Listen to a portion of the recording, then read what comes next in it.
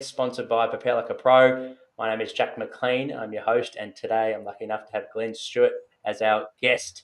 Our key topic for today's chat will be all around building system skills and critical thinking to unlock high performance. So whether you're an athlete tuning in or a high performance coach, make sure to get the notepad out, as there's going to be plenty of gems throughout the whole show. And feel free to, if you're tuning in live, to send through some questions. I'm sure we'll find some time at the end of my questions to answer all your questions. But thanks for tuning in, Glenn. Really looking forward to the chat, mate.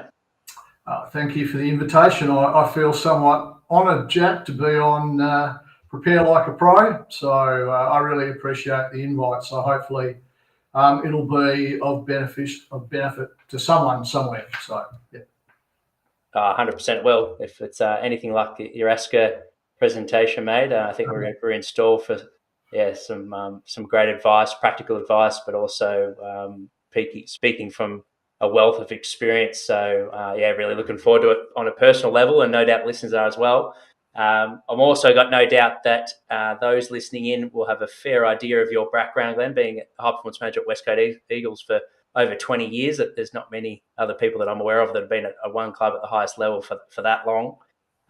But do you mind providing a background for those maybe international listeners, or perhaps the young athletes that are listening in that haven't heard of your background, where it all started, your passion for the industry, and everything you had to do to get to that highest level of the high performance manager role?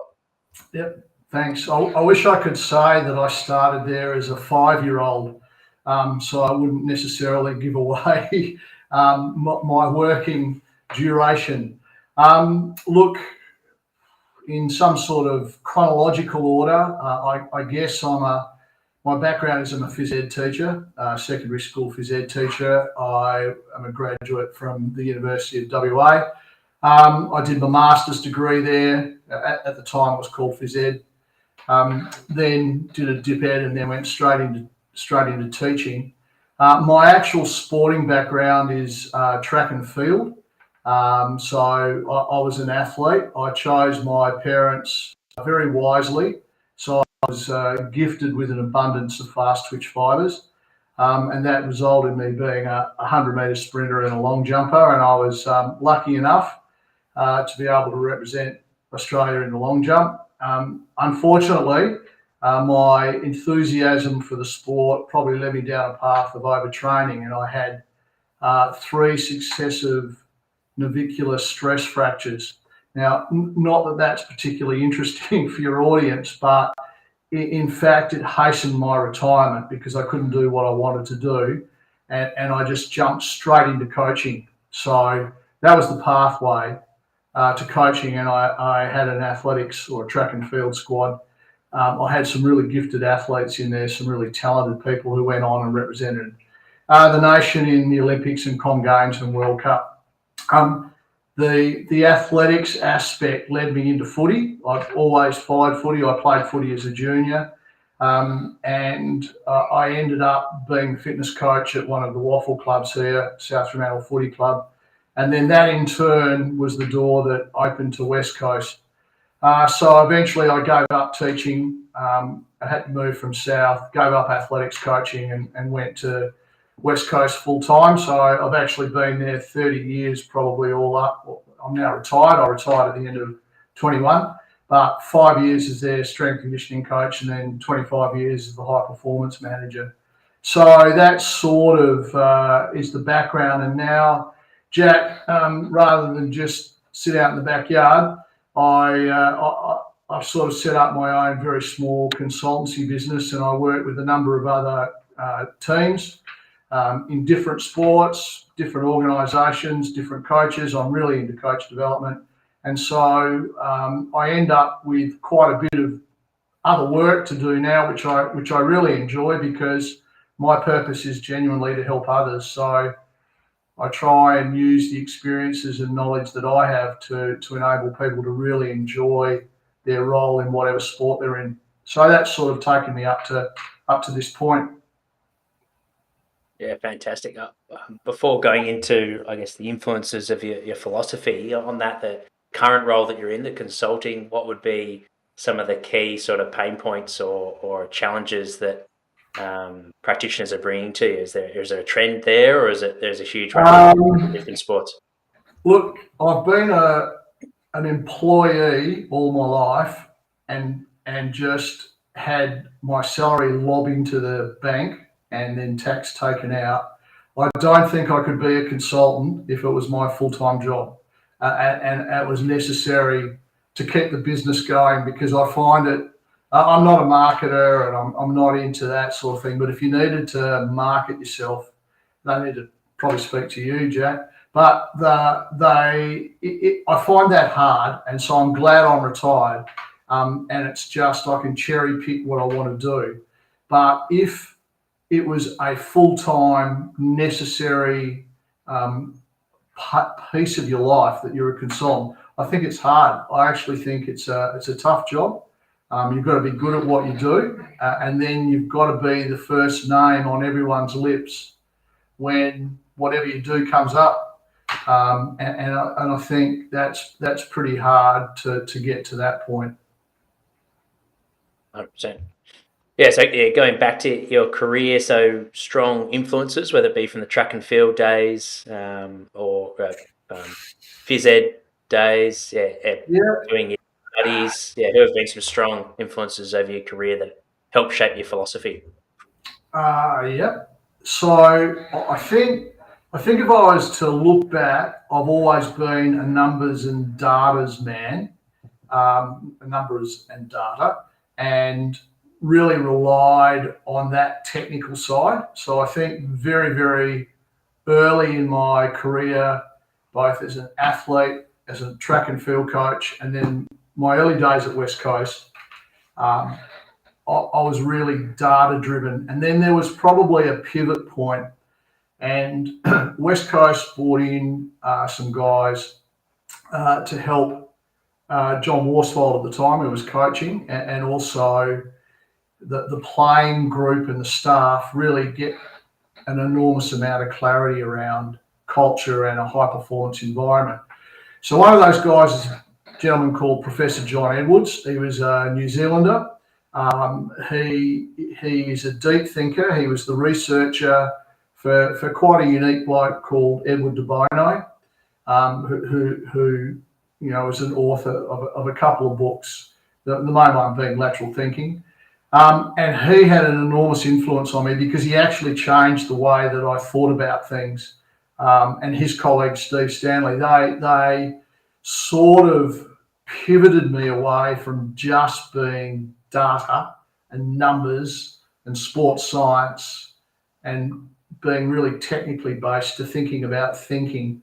And that's been a really important point, and generally the topic of why we're here today, I guess, because I do think more thinking, and that in turn has really helped me help coaches, which is get them to think in slightly different ways. Then probably when I first started at the Eagles, the fitness coach then at the time was Professor Brian Dawson from the University of WA, who was a pioneer in the world of sports science in AFL and probably in the world, arguably. He really did a lot in environmental physiology, time and motion analysis, but because he'd been at the club for a number of years and I was stepping in from being a phys ed teacher, he really influenced the way I worked in a footy club and the key things there. And I owe him a great deal of thanks. And then I'd probably think John Worsfold, who would probably smile at me suggesting that. But John Worsfold was a player at South Fremantle when I was a fitness coach there. He was then a player at the Eagles when I was the strength and conditioning coach there. And then he was the coach when I was his high performance manager. So I had a long period of time with John Worsfold, who's a very intelligent, clear thinking guy who puts a lot of things in a line. And I think working with him for over a large number of years, I think he had a great influence on how I went about my things. So I'd probably say that group of people, Jack. Yeah, that's a great insight and story, I guess, into you never know who you're going to be, where the people you're working with now, whether it be young S&Cs, maybe someone interning somewhere, where it might lead to. And 10, 20 years later down the track. So how important the relationship side of things are. That's a great list of people that have helped shape your thinking, and it sounds like it'll be a great sort of segue for our discussion. I guess to kick it off, why do you think you're definitely not alone in terms of the data-driven approach? That's something that we do pride ourselves in terms of being objective when we can. And there's obviously some strengths to that, but what was your sort of shift? What were some of the key reasons why you wanted to think to more more of a systems-based thinking and clear thinking approach and move away from the technical side? Yeah. Well, I think there's a number of little tangents to that. I think the first is we have to understand, and it's forgotten a lot, that if you take footy or if you take sport, look, it's played by people, it's coached by people, it's umpired and refereed by people, it's managed by people, it's administered by people, it's viewed by people, it's criticised in the media, have roles by people. You'd want to be really good at dealing with people. Like if you're going to be in high performance sport, you've got to understand that the sport is embedded within working with people. And data is data and it's inanimate, but we've got to be able to take the data and then influence people. So I think the way that I changed from data was more focusing on how can I lead as a high performance manager? How can I lead? How can I relate to?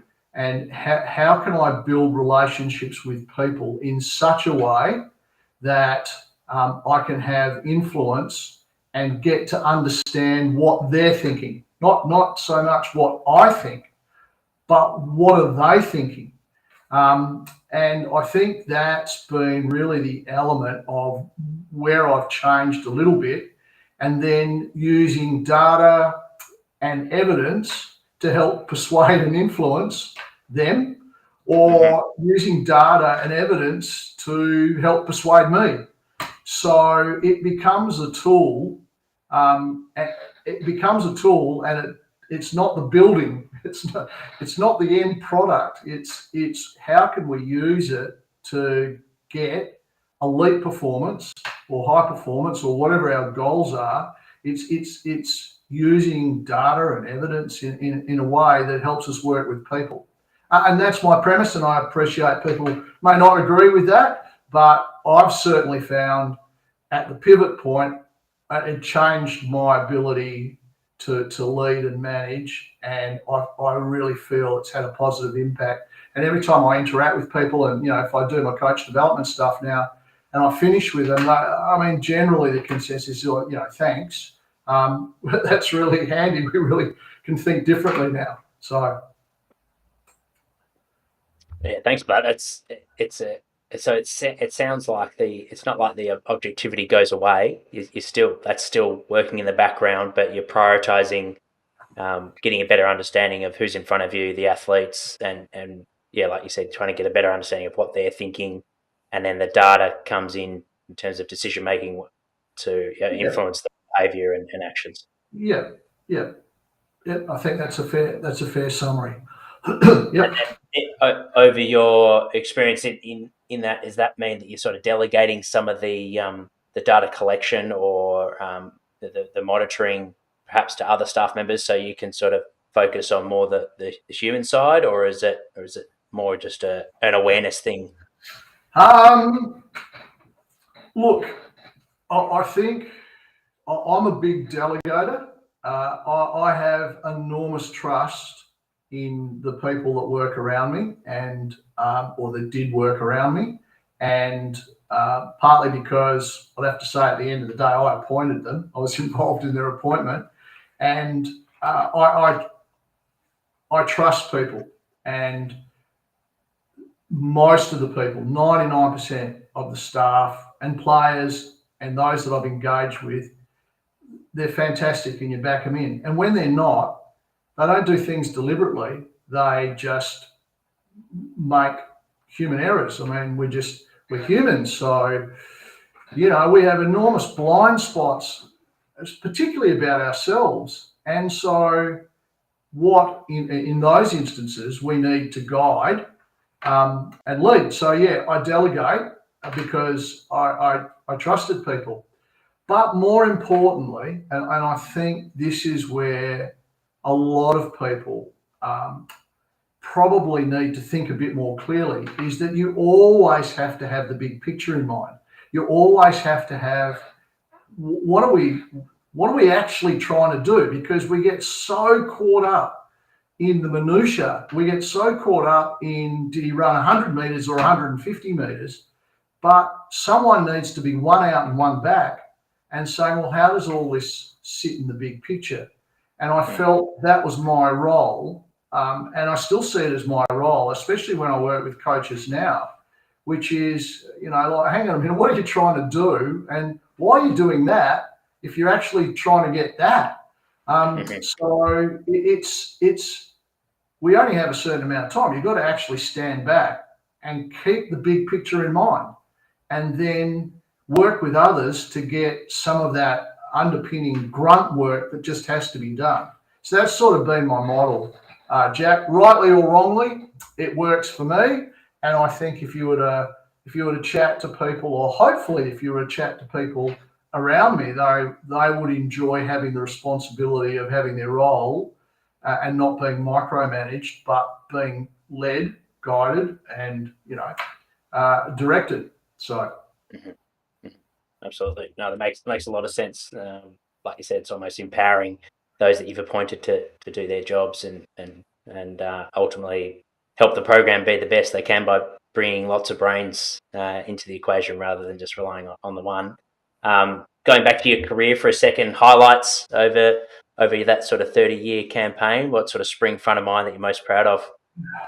Well, obviously premiership. So I've been incredibly lucky that I've been at the club for all the Eagles for all their 4 premierships, and that's our purpose. I mean, we can beat around the bush, but we're there to win footy games, and we're there to win flags, and we want to engender joy in all the population that follow the West Coast Eagles, and we do that by being successful.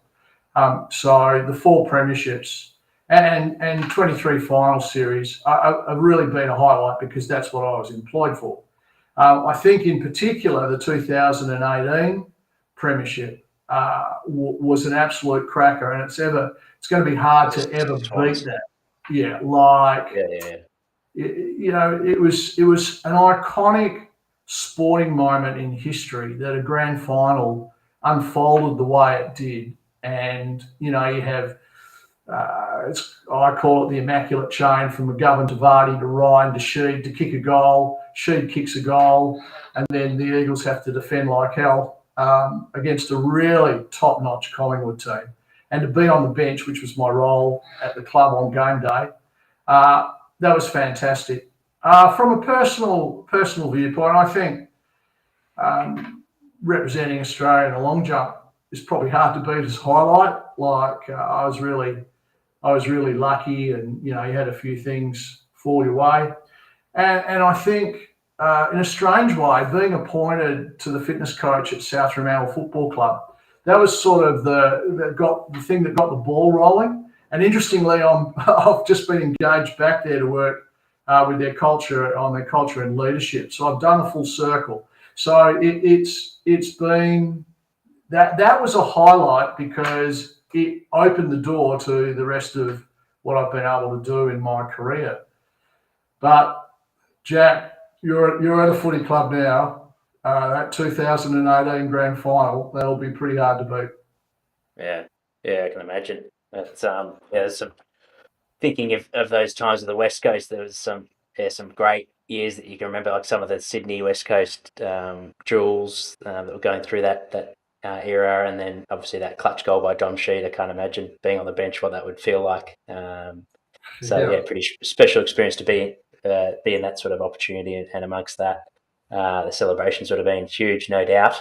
and then being able to put on the Australian colours and represent the country as well. So a couple of big significant highlights there, mate. And on the flip side, obviously with elite sport comes pressure. What were some of the most significant challenges that you faced over your career, and how did you learn, or what did you sort of grow through facing those challenges?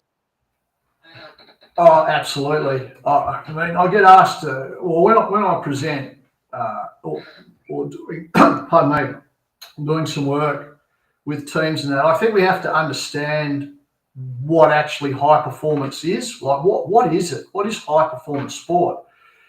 So, look, high performance sport is constant assessment plus high pressure plus continual change plus unfairness plus marginal gains. That encapsulates high performance sport. So if you're not prepared to face change all the time, which is a challenge, the rules change. If you're not prepared to face constant pressure, and you're on the East Coast, but I'm sure you get the touch of the temperature over here in Perth around West Coast now. I mean, they're under enormous constant media pressure. And if you think things are fair, they're never going to be fair. Like, elite sport and high performance sport is just not fair.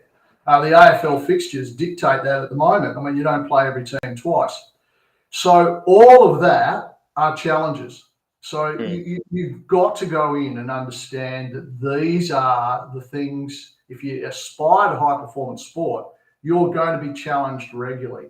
So expect it. So to answer your question, what are the challenges? The greatest challenge is just being in elite sport. But on other levels, to be a little more specific, I think holding your ground and sticking to your beliefs and your views when you're the lone voice, I think, is a challenge. You know, and then being insightful enough to change your view when enough evidence is presented for you to realise that maybe your view is not as wholesome or is not as accurate as you had. But you've got to stick your ground, and I think that's a challenge, especially, you know, when you are a lone voice. But that's the role. I think having critical and difficult conversations with people, I've always found challenging, even though I've probably had hundreds of them. But it's still never easy because you're often having a conversation with someone and maybe relaying some information that they're not too keen on hearing. And we all like to be loved, and we all like to be perfect, and we all like to do things well. But as I alluded to before, we're humans and we don't. So sometimes you have to have those challenging conversations. I've always found them challenging. You know? So that, and probably the other challenge is aligning people. And I'm really big on alignment. I can touch on this a bit later. One of the greatest downfalls of coaches and sporting teams is a lack of alignment. So we really need to have methods and ways of aligning people so that we all know where we're going. As Jim Collins says, from good to great, you know, you want everyone on the bus and they're all facing in the same direction. So it's always challenging aligning people because you always have so many different views, which is what you want. So I think sport itself is challenging, high performance, and then those 3 or 4 particular things for me, you know, are challenging. Mm-hmm. Yeah, thanks for that, mate. And it's great for, I guess, those that haven't worked in elite sport yet to sort of get that insight. And I think that's a great. I haven't heard someone break down high performance sport in those sort of 4 key pillars, but it makes a lot of sense. Well, Jack, in fact, you change that. It doesn't have to be high performance sport. You could be a budding strength and conditioning coach and working with an under 16 team, and you're still under constant assessment. I mean, you're still under some degree of pressure. The rules will change. It's not going to be fair, and you still want to have some marginal gain. So, although I use it for high performance sport, it does apply in any context, really. It's just the size of those particular ingredients that might be different. Mm-hmm. And for the strength and conditioning coaches listening in, like you mentioned, you do some mentoring. Um, what do you think sort of coaching excellence looks like? What are sort of the key areas that you think coaches want to grasp early on in their career, sort of the foundations, I guess, to be a great coach? Well, the number one thing, without any hesitation, is it's not all about us. It's about the athletes we coach. So coaching excellence is a real clear understanding what our role and task is, which is to develop the potential or maximize the potential or the capability or the capacity of those people that are putting their faith in us.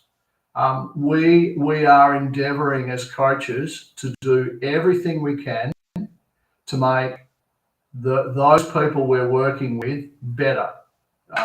And we can fancy up the words, but better. So I think the number one thing about coaching excellence is understanding really clearly that our role is to bathe in the reflected glory of others. Like, it's not about us. It's what can we do to help others be better.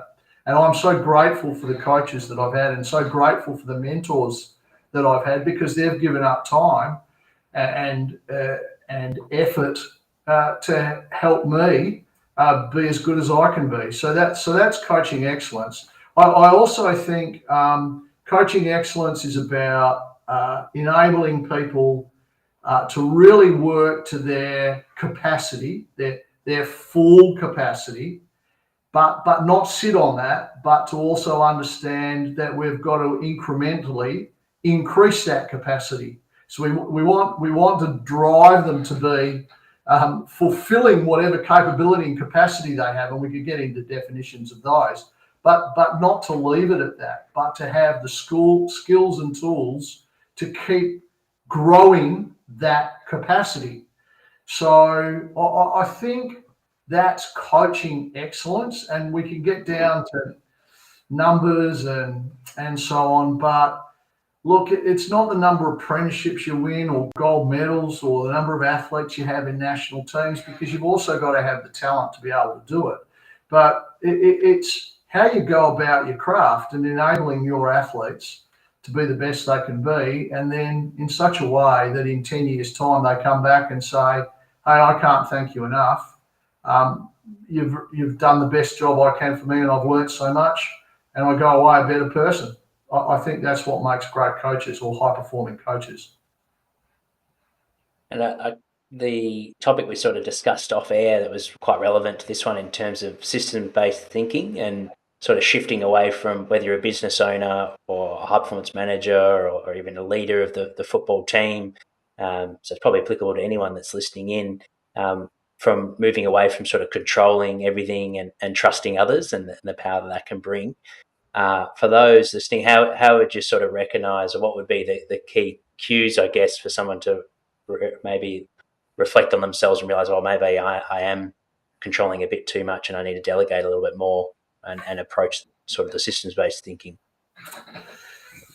Yeah, look, it's a really relevant and obviously a very important question, Jack, and it's not an easy one to answer. So I'll see if I can work around it, and I think as I go, so I'll probably come up with a more definitive answer. So a really basic thing is to see where you spend your time. Like, there's a thing called the Eisenhower matrix, and many of your audience, I know, that follow your show, really well-informed, well-educated people, and they would probably know the Eisenhower matrix. But to get to the point, it's the time frame that you have to work in and the importance you place on things. So there could be something really important, and you've got to get stuck into it right now, or there's something that's really important and it's visionary and down the line. If you're always dealing with events, things that just take up your time, that are very time consuming and not overly important, you're not working at the highest level of your capacity. You're not working towards the big picture. So sometimes it's worthwhile just doing a time log. And I've done that a few times just to double check myself. And I'm absolutely gobsmacked at the amount of time I spend on email. Like I couldn't believe. Now, some email is important, but not all of it. And when someone sends you an email, I'm sure they don't expect you to get back to them within 3 minutes. So, you know, I was at doing some work down the track with the Diamonds netball team, and you know, the assistant coach, and I've used this example, is pumping up the netballs. Well, that's great because maybe there wasn't anywhere else to do it, but is that what the assistant coach is for? You know, like therefore you need a system in place so that that person, where is working where they should be and not doing some of these other things. And it's not always possible, because if you're the only strength and conditioning coach with an under 18 football team, you probably have 300 jobs to do. But that's where you've got to have a system in place so that you can keep working on the really big ticket items. So that's one thing, maybe a time check and so on. The second thing is, this is where I do feel the advantage of a mentor can be really beneficial. And by that I mean someone that you run stuff by, who observes if that opportunity, who challenges you and says, why are you doing that? What isn't there a better way of doing that? Can you do this at another time? And again, and I've referred to this, we have our own blind spots where we can't see some of the things about ourselves or how we operate with ourselves. So we need someone else to be our eyes and then challenge the way that we do, the way we operate, our own personal operating system. We need someone to challenge that. So I do think having a mentor or, you know, someone down that line is a pretty useful thing to do to create systems to enable you to work at the high level. And I say high level of perspective, which is the visionary level, the big picture level. What are you trying to achieve, and stay away from the events. So. Yeah, that's great advice. I haven't done a time audit for a little while, but I feel like that was something I did a couple of years ago. And like you said, it's almost like it brings me back to the first time you do a food diary as well. Any of those sort of self audits can be, you think you're eating well or you're prioritizing your tasks well, but when you actually do a true audit on yourself, you're going to find some gaps. You're going to find those blind spots like you're talking about that you can improve and make more efficient and put systems in place to make life easier, but also live your purpose, I guess, at what your strengths are for the athletes. Well, that's right. And if we go back to nearly the start of the conversation and we talked about data and evidence, what better data can you have than a real deep dive into where you spend your time? Like, you need that in front of you, and then you say, okay, well, here's where I'm spending the time. Which of those are the highest priority, and how come I'm only spending 3 minutes on it? So I'll give you, I can give you a more specific example, which I said to you that once I start, I can start thinking of things. One of the things I do with coaches, and I nearly insist on two things. If I'm going to walk away after being invited in to help coach as part of coach development, one, they have to have a journal. So you need to document what you're thinking and why you're making these decisions. You've got to put down your mental models. I believe we should travel 2 days out from a game because, and you've got to document it so that when you come back to reflect, you can understand your deep mental model around those decisions. And we don't do it. Every time we have minutes from a meeting, we should put in place the mental models that exist in making some of those decisions. And what are the beliefs that exist? but what we do a lot is act, and we don't understand the deep reasoning for what we're doing. So when you go back and you review, you need to understand what your reasons were, your deep thinking at that time, unless you journal it and put it down. And if you're going to have a critical or difficult conversation with someone, you should put down first, this is the intent of the conversation, this is what the outcome looks like, here's how I'm going about it. Then you go and do it. Then you reflect and go, well, I didn't get the outcome I want. So was it the way that I went about it or what? And then you put it down. And then next time you have a similar conversation, you've got your notes and you know what you've learned, which is action learning. You know, plan, act, collect data, review, replan. So one's a journal. So that is really important. And the other thing I insist with coaches, because they don't do it enough, is you must put in your diary, in your Outlook calendar, at least 2 appointments with yourself to reflect. So at 10 a.m. on Thursday in your calendar is reflection. And you sit down and you lock your door or you go somewhere and you think deeply about what is it that I'm trying to do and how am I going with it? Most people can't find that time in their diary because it's full of so many other things. But we all know instinctively improvement comes from review and reflection. What you did well and what you did really poorly. And then how are you going to adjust that? So you've got to put some time down to actually do it. So I insist pretty much on 2 things. 1, have a journal, and 2, embed in your weekly schedule at 2 opportunities of about an hour to reflect and review, because that's the magic. That's where we can do some of our deep thinking and aim on improving as coaches. And it probably doesn't happen enough. Something that's popping up is like the skill of critical thinking, both for leaders as well as staff. How have you sort of developed that aspect, I guess, of critical thinking, whether to improve efficiency or effectiveness of anything, any of your sort of systems? Well, I think the thing that's missing in the banner of critical thinking is reflection and reviewing. That is critical thinking.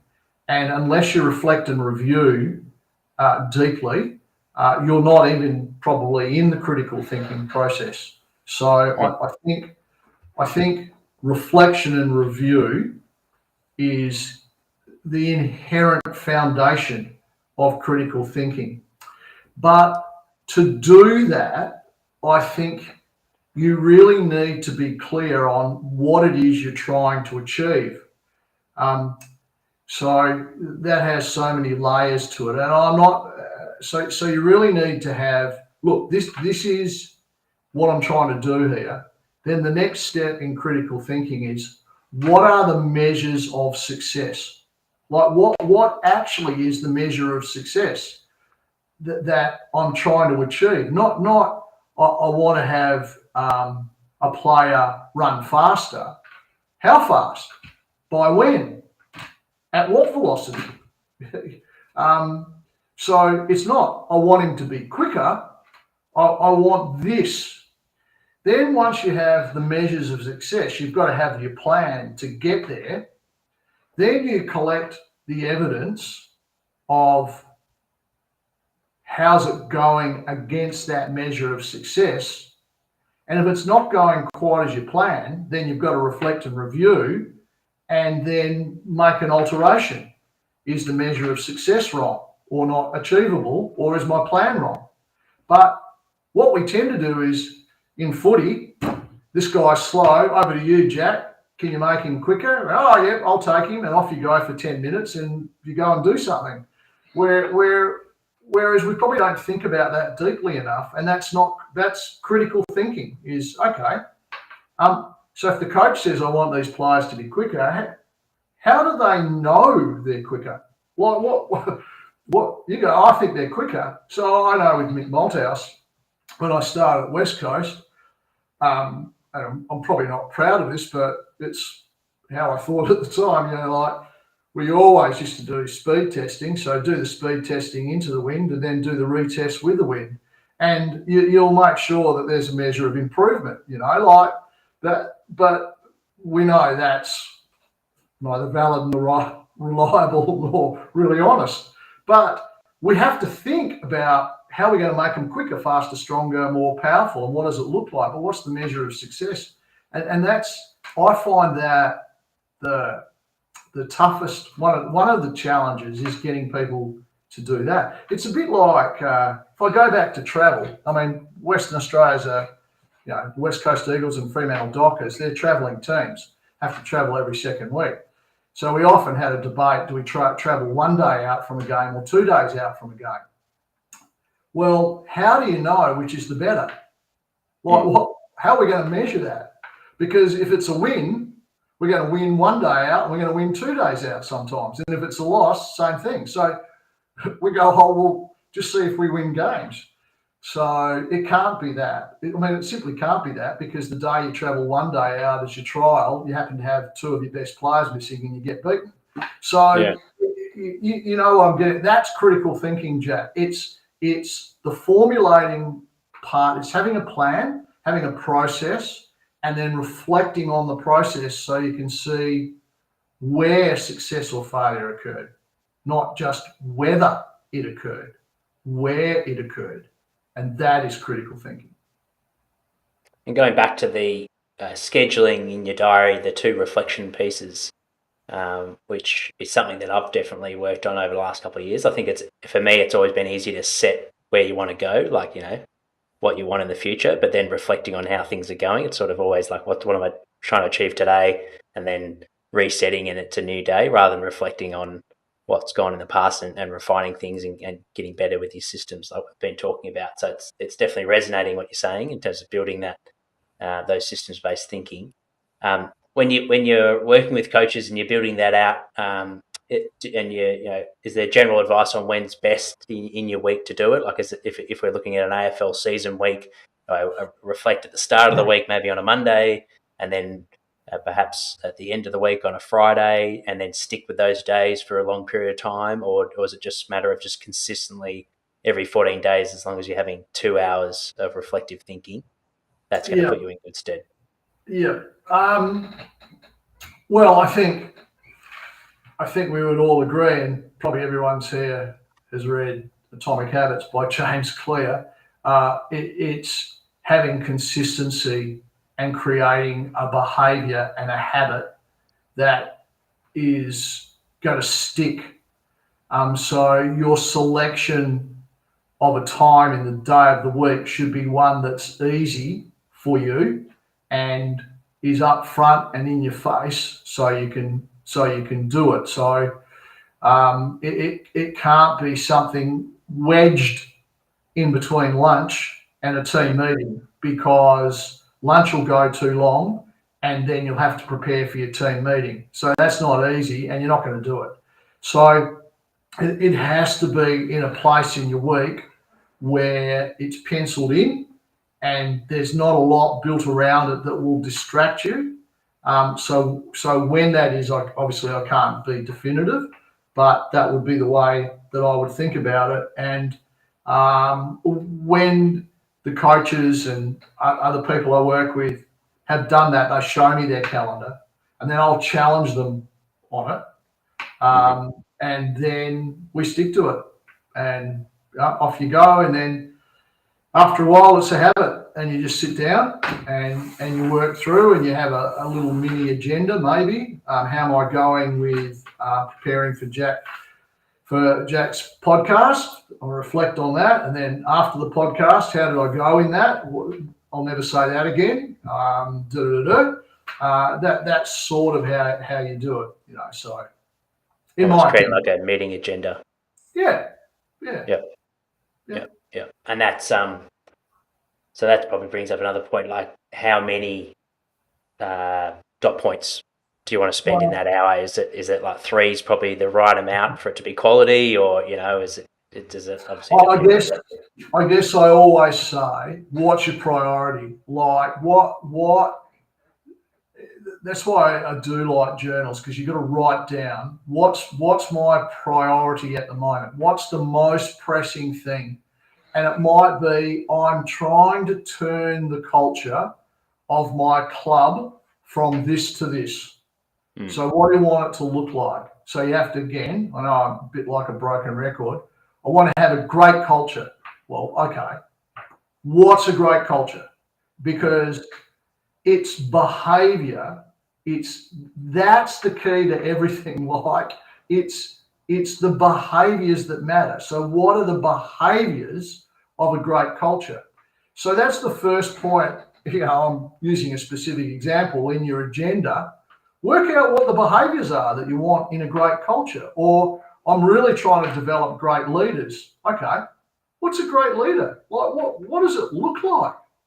So is Carlos Puyol of the Barcelona Football Club, if he's not the world's greatest leader, captain, what does it look like? Or whoever, Khaleesi of the Springboks, what are their behaviours that make them great leaders? And that's what you're using to reflect. Okay, then I've done that. So that's my priority. Over here, though, I've got to work out how we move the ball from defence to attack. So I'm going to do that next because that's a priority. Or I've got to make these three rookies much stronger. How am I going with that? So to answer your question about the agenda, it's based entirely on priorities, and those priorities are a reflection of what your vision is for what you're trying to do at the moment. Yeah, that's great. So I could say to you, Jack, what's your priority? Like right at the moment, what is it in the next 2-3 months you really want to get done because they're a priority? Then that's where you're going to spend your time, doing your reflection. Yeah. And you can only imagine going through that process, you're going to have pretty intentional questions on what you need to work on, or who you might need to seek, for advice. And yeah, exactly. That's exactly right. So who am I going to use? I might be thinking, who am I going to use that I trust? Who's going to assess the culture of the team? What's our culture like? I might have to think about who's going to help me in. It's those things. It's not doing your email, and it's not working out necessarily. Are they going to do I want to do 120 kilos or 110 kilos in the next squat? That's another time. That's the event stuff. This is the big picture. This is the thing where you get the greatest leverage, the biggest bang for your buck. I said I'm going to be big on defense. Am I doing that? So. Yep. And then from each reflection, how often would you read over your past notes, and how far back would you look back on? Is it you look back for a specific, like if you're reviewing on how you're going on a particular area, you might have a heading for that section. You look back and read over those specific areas, or how do you sort of, how far back do you look, I guess? Yeah, that's, they're great questions. And the sense again is what's the priority, because your big picture, the thing that matters, and I, talk about big rocks, and I know it's a throwaway line, but the hedgehog principle, which is do 1 or 2 or 3 things and do them really well. Like just be brilliant at these things, whatever it is, culture, leadership, be brilliant at it. They're the things that you've got to keep flicking back on. They're the things that you keep flicking back on. How am I going with the 3 or 4 things that really make the biggest difference? And you can't steer too far from that until you have a light bulb moment and say, in fact, I'm abandoning that for these reasons, and now I'm actually going to work on this. So you can't do that if you're relying, sitting in your car and getting a whole pile of red lights on the way home. Like, you have to put aside time to really do deep and meaningful thinking. And moving back to the helping football clubs like the South Fremantle team with their was it leadership or culture? Yep. Yeah, so what does that sort of look like for perhaps some coaches that are listening in that want your expertise? Is that, coming and speaking to the key stakeholders? Is it working with the players? Is it purely staff? Like, take us through a little bit of your consultancy work. Well, it's a bit of everything. So I guess the starting point always is behaviours. So if there's a concern, okay, what are the behaviours that are concerning? Well, articulate them, right? What is it that you're seeing that is causing you worry? Then once you see that, I guess that's where then I go to my toolbox and go, okay, which tools can I pull out here to help redefine, lead, and guide a different path to address those behaviours? So I can't give you an answer because it might be working with leaders, it might be working with the coaches, it might be working with a coach, it might be working with the general manager. That's the thing. And then the tool decides what is it. So most generally though, there are 3 or 4 fundamental things you need to understand. You need to understand what high performance sport is, and we've touched on that. You need to understand that the most important mindset that's involved is a choice mindset, not fixed, not growth, but choice. You are a product of your choices. And unless you understand how that choice mindset works, we need you to make wonderful choices, and your behaviours will reflect those choices. The third thing probably is to get people to understand the value and importance of receiving feedback and how it is the mechanism to change behaviour, and we should welcome it, embrace it, and say bring it on. So we need to educate the importance of it. And then what's the best model of feedback? Because there's thousands of models. Go and Google it and you'll get 3 billion hits in half a second. What's the best model of feedback that will work in this environment that's simple, easy? And you'll know from my ASCA presentation, Jack, I'm really big about making the complex simple. What's simple that we can do? And then if you've got those 2 or 3 ingredients, then we can look at how they impact behaviour, and that's where we go. And then, of course, there's nuances and detail, but that's the general thing. And to answer your question more specifically, yes, it involves lecturing to a group, presenting those concepts, then small group work, constructivism, getting them to understand it and create their own meaning for some theory, and then how we're going to apply it in this context, and then monitor it and get ready for the feedback on the feedback. So it's sort of a system. Yeah, definitely. Yep. Yeah. Thanks for taking us through those sort of 3 key areas. The feedback one was interesting in terms of different feedback models. Is that something you will advise? I think with this playing group, they're a younger playing group, this and that. I think this type of model is going to be really effective for you, and perhaps you're relying on this style a little bit too much with your education or whatever it might be. Is it not that simple? I guess when. Oh no. I think that's it. I think you've nailed it. It's depending on the group and the context. I mean, if you're dealing with an experienced elite sporting team, they should be generating self-feedback. So the model is, why are you relying or waiting on someone else to give feedback when you should be doing it amongst yourselves? So before even the coach needs to say something, they've already understood that they've made some great choices or poor choices. Because remember, feedback's not always about being critical. We should be rewarding positive behaviour all the time. Like, that's got to be part of the feedback loop, the feedback model. But you have that model, and then much down with younger kids, you have a slightly different model. And your feedback can't be, when I first started in football, the finger in the chest and you're dropping the F-bomb every 10 words. I mean, that just doesn't work now. So you are right, Jack. It's the context and the right model for how it should work. And when you work with the players, like the leaders, for those footballers listening in that are pretty eager to improve their ability to give feedback, both positive and critical feedback to their peers, and get more comfortable, I guess, with doing that, what are some sort of common tips and tricks for footballers to improve their teammates, I guess? Yep. Well, the first thing is you are giving feedback on behaviour. You're not giving feedback on the person. So we need to understand that feedback is about a behaviour. It's not about you as an individual per se.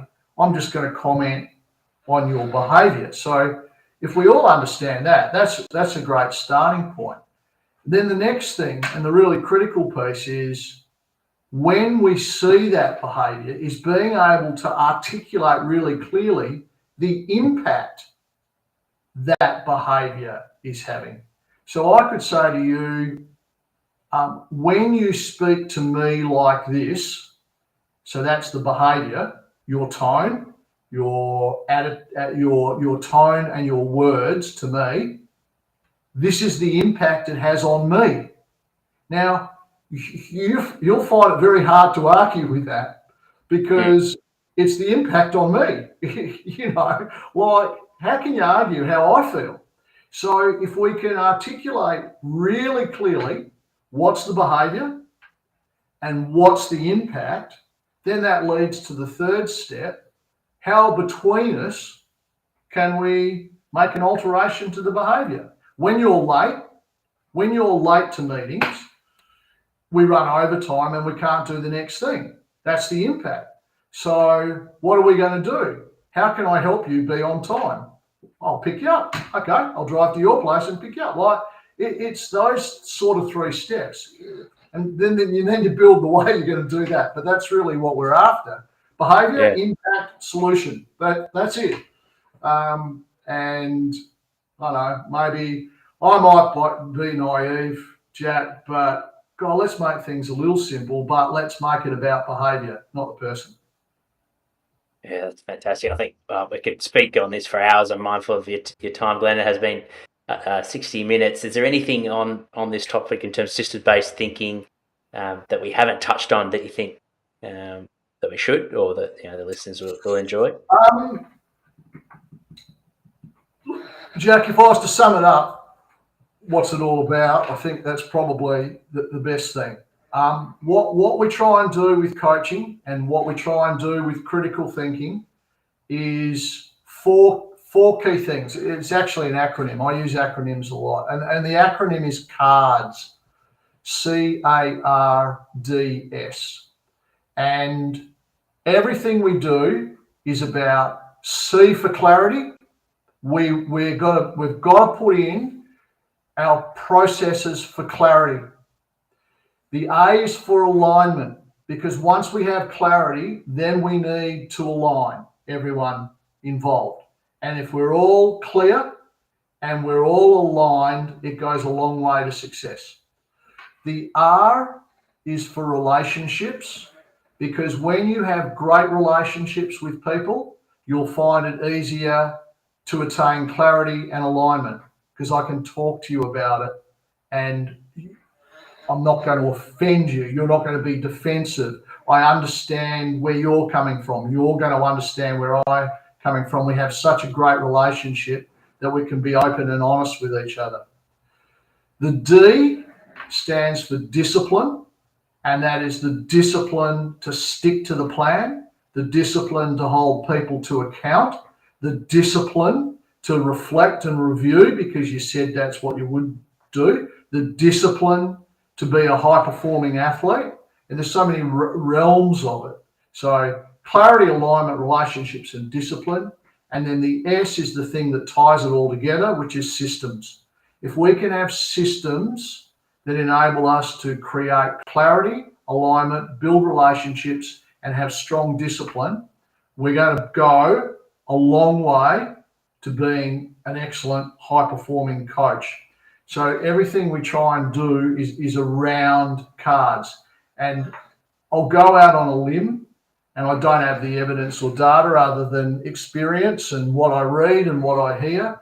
But I don't believe there wouldn't be a team that's imploded or a coach that's been sacked that has all of those 5. Every time one of those pieces is missing, it's the ingredient that sees the downfall. And Sir Alex Ferguson said, once you say goodbye to high standards, you say goodbye to the team. And it's holding people to those standards of, that we've just talked about. Great way to wrap it up with an acronym. Love that. And a quote of Sir Alex Ferguson. That's yeah, fantastic. Appreciate it. Thank you. Thank you, Glenn. Personally, there's the 3 pages of notes there. No doubt the listeners have got just as much as well. So for those listening in, if you've only tuned in halfway through, make sure to listen to the very start. 3 questions to wrap it up. In your work life, do you have pet peeves? Anything that makes you angry from an industry perspective, or anything to do with work? I don't know that angry is the word. I think wistful, disappointed, frustrated, rather than anger. I think one you'll be exposed to, in fact all your coaches will, is what I call a 3-kilometre expert, which means that the people you're working with always believe there's an expert that's better than you down the road more than 3 kilometres away. So why don't you do, in your case, why aren't you doing what Collingwood's doing? Why aren't you doing what the Los Angeles Chargers are doing? We should get in this Pilates instructor. What about boxing? I've heard boxing's really good. That's the 3-kilometre expert. And we don't put enough value on our own expertise and knowledge. I find that a bit frustrating. I get really frustrated when we don't have a clear, aligned definition of fitness in footy. What in the hell? When someone says to me, Glenn, the team's not fit, I go, yep, what do we got here? Like, what is it? Explain to me what it is. And then often it falls back to whether they outscore their team in the last quarter.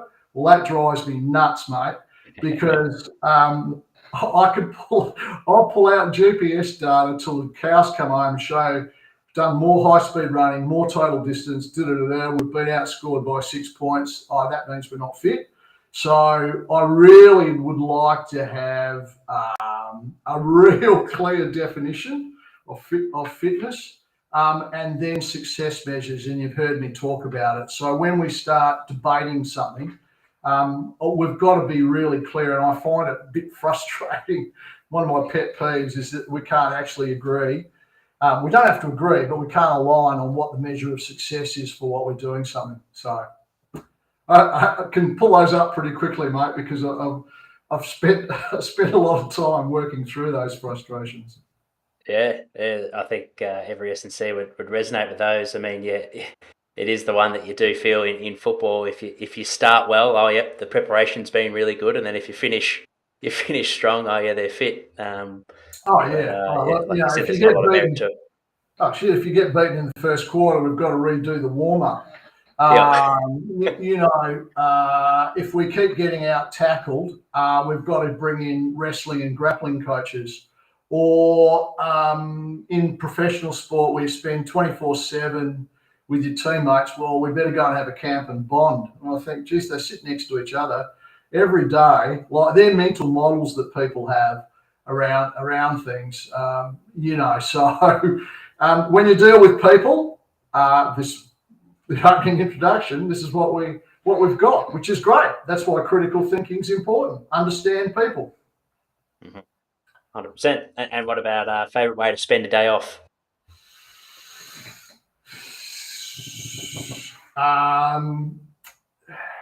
Well, I don't about a day off. Look, I'm an avid traveller, so if I can have a few days off, I'll travel. I love travel. It's really intellectually developing for people, I find.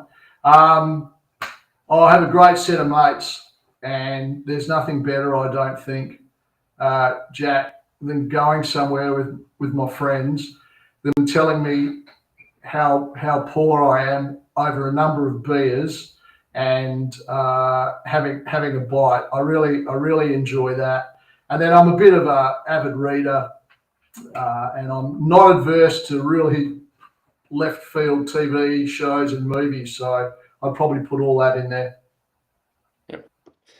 Yeah, some good ones there. Recharge the batteries. Some having a beer, social, movies, and getting out and about on holidays. Love that. We're obviously recording this in late January of 2024. What's on the horizon for the rest of the year, mate? What are you most excited about? Well, I rattled the can and found every cent I could in my car and lying around the house, and I'm going to the Olympics because it is an exercise in cost. It's taken a bit to get there, but I'm really looking forward to it. So I'm going to the 9 or 10 nights of the track and field finals in Paris. So obviously, I'm really looking forward to that. Jack, I went to the 2000 Olympics and I just thought it was incredible. I've been to the last 2 World Championships in track and field, Budapest this year and Oregon last year. So even though I love footy, I mean, track and field's still a passion. And then I think the other thing I'm looking forward to is I've got a couple of really good coaches and good teams that I'm being asked to help. And I really want to see that I can be genuine in really helping them, and I enjoy that. I like getting to the Eastern Seaboard and getting immersed in some other sports and coaches, and I really want to see if I can make a difference to their joy and success in their coaching and with their team. So I look forward to that as well. Yeah, perfect way to probably follow on the question for those that have any questions for you, Glenn, from this podcast, or perhaps they'd like to bring you on as a mentor or consult the club that they work at. What's the best place to get in contact? So that's a bit of selling. I don't need it, by the way. So thanks, Jack. Look, the best way is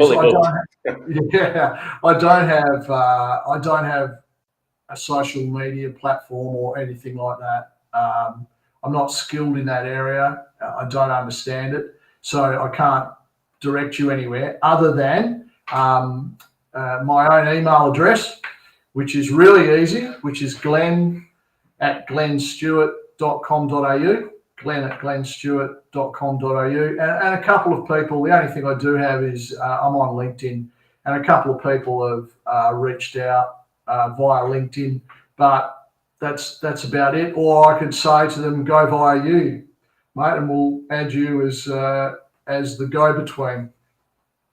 The conduit. Happy to do it. And for those, what's that? Get your virtual assistant onto it. Yeah, exactly. For those that might be driving, and I listen to a lot of my podcasts, well, not the personal ones. I never listen to these twice, but other podcasts while driving. Don't sweat. Don't need to park the car. I'll add Glenn's email in the show notes as well as the LinkedIn link, so when you do park, you can easily access that information. Well, thanks again, Glenn. Really appreciate your time and sharing with us your experiences in elite sport. For 30 years there, so there's obviously a wealth of experience that you can touch on and really get us thinking a bit more critically and bring that systems-based approach into what we do, whether you're a footballer, a parent maybe of a young footballer, a coach, and of course the high-performance staff listening in. So on behalf of everyone, thank you, and thank you for all that tuned in. Make sure to listen to the whole episode. We'll release this on our podcast in a couple of weeks, but you can find it on our YouTube channel in the meantime. And our next live chat is with Peter Burge, who's the head of performance at Hawthorn Football Club, which will be on 8th of February at 8:30 p.m, so a bit of a later one, Australian Standard Time. So I look forward to seeing you all then. Jack. Thanks again, Glenn. Before you go, make sure you ask Peter Burge about his long jump career. He is... I've seen his hops. Yeah.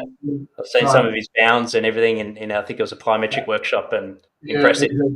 Gifted Australian long jumper. Yeah, there we go. There's a bit of a trend at the moment. Can't say one day, maybe. Yeah, thanks, Jack. Thanks for having us. Thank you.